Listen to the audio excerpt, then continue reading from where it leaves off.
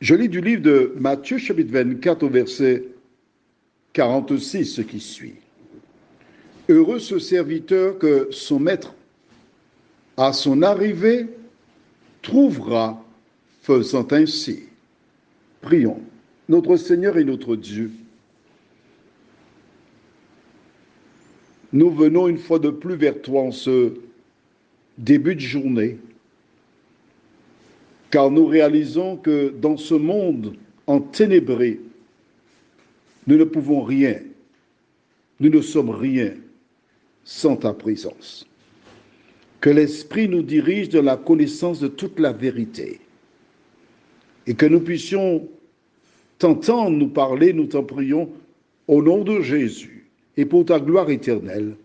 Amen. Pour celles et ceux qui découvrent seulement maintenant les WhatsApp, nous rappelons que depuis un moment, nous étudions le chapitre 24, celui où le Christ donne des signes et des éléments ayant un rapport avec son retour. Nous sommes pratiquement arrivés à la fin du chapitre, mais pour comprendre le verset de ce jour, nous devons remonter au moins jusqu'au verset 45. Quel est donc le serviteur fidèle et prudent que son maître a établi sur ses gens pour leur donner la nourriture au temps convenable? Jésus, qui connaît l'avenir, indique qu'il existe différents types de serviteurs. Mais les serviteurs qui peuvent être heureux, les serviteurs qui seront fidèles au maître,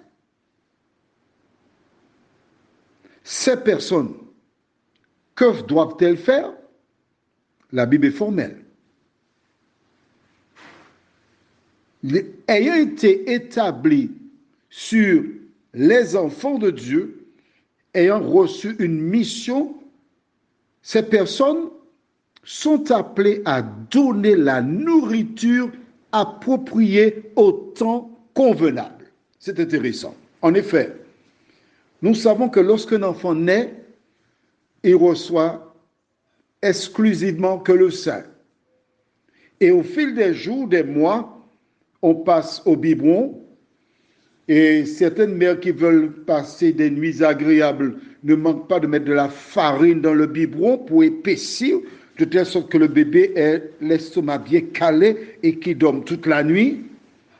Et puis un peu plus tard, on commence à changer le type d'alimentation. On passe à une alimentation solide. Et là, quand l'enfant commence à manger du riz ou de l'igname ou de chou de Chine, l'estomac est bien calé, il dort toute la nuit. Le parent sait quand donner le type d'alimentation qui convient à l'enfant. En ce qui concerne les enfants de Dieu,